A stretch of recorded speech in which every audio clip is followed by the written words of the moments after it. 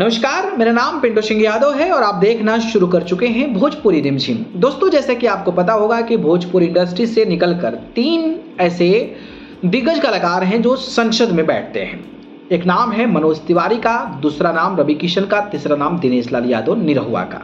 अब माना जा रहा है कि 2 और लोग जो हैं इस बार का चुनाव लड़ सकते हैं, जिसमें पवन सिंह का नाम शामिल है और गुंजन सिंह का भी नाम चर्चा में आ रहा है। अब देखना दिलचस्प होगा कि इन दोनों में से किसको टिकट मिल पाता है, नहीं मिल पाता है, पहुंच पाते हैं, नहीं पहुंच पाते, तो आने वाले समय में पता चलेगा।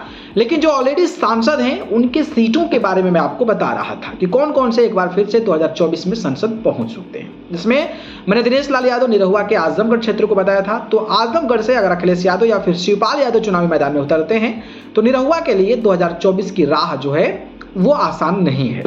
हो सकता है कि जीत जाए, अलग बात है, लेकिन आसान नहीं है। बहुत तगड़ी फाइट जो है वहां पर होने वाली है। रवि किशन के सीट पर मैंने बताया था गोरखपुर बाबा नगरी है, बाबा की गढ़ है, बाबा का गढ़ है वहां पे। तो रवि किशन जो है भारतीय जनता पार्टी अगर टिकट देती है तो वो एकदम खूबसूरत तरीके से जो है संसद में पहुंचते नजर आ रहे हैं, इसमें कोई भी दो राय नहीं है। तो आज के वीडियो में बताऊंगा मनोज तिवारी को लेकर। मनोज तिवारी क्या संसद पहुंच पाएंगे, नहीं पहुंच पाएंगे। तो अगर मैं बात करता हूं 2014 का लोकसभा, तो 2014 के लोकसभा में आम आदमी पार्टी जो है वो लड़ी थी भारतीय जनता पार्टी के साथ। मनोज तिवारी को 5,96,000 वोट मिला था, यानी कि तकरीबन 1.5 लाख वोट हम कह सकते हैं। 1.5 लाख के तकरीबन में वोट जो है मनोज तिवारी ज्यादा पाए थे और वो जीत गए थे। हालांकि प्रोफेसर आनंद कुमार 4,52,000 वोट मिला था और जयप्रकाश अग्रवाल को 2,14,000 वोट मिला था। ठीक है, तो 1.5 लाख वोट से तकरीबन जीते।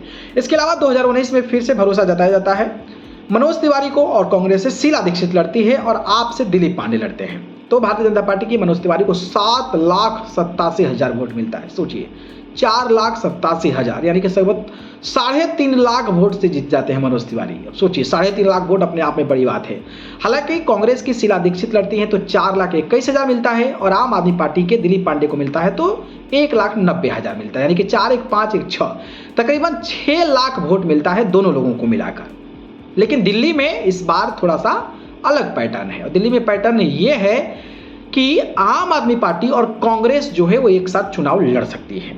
इंडिया गठबंधन जो बना हुआ है उसके तर्ज पर अगर मनोज तिवारी को भारतीय जनता पार्टी फिर से टिकट देती है और अगर इंडिया गठबंधन से कोई मजबूत कैंडिडेट होता है तो ये लड़ाई यहां भी आसान नहीं होने वाली है। लेकिन जिस तरीके का सर्वे आया है बीपीसी वोटर का, उसमें यह स्पष्ट तरीके से बताया जा रहा है कि दिल्ली के 7 लोकसभा सीटों पर भारतीय जनता पार्टी का दबदबा रहेगा। तो हम ये कह सकते हैं तकरीबन, हालांकि नतीजा आना का इंतजार करना चाहिए कि मनोज तिवारी जो है वो सांसद बन पाएंगे, यानी कि एक बार फिर से मनोज तिवारी संसद पहुंचते नजर आ रहे हैं। तो एक अपडेट था, मुझे लगा आपको बता देना चाहिए। बाकी आपको क्या लगता है, मनोज तिवारी पहुंच पाएंगे?